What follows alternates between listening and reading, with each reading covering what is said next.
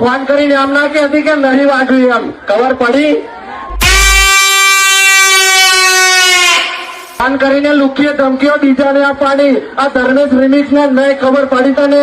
ધમકી બમકી હાલતી નહીં, નકન ખબર પડી જશે બધી બાજુની. પણ ચેલેન્જ શોખ હતો ને આપવાનો, હવા નીકળી ગઈ ને સામે બાપ આવ્યો ત્યારે હવા નીકળી ગઈ ને.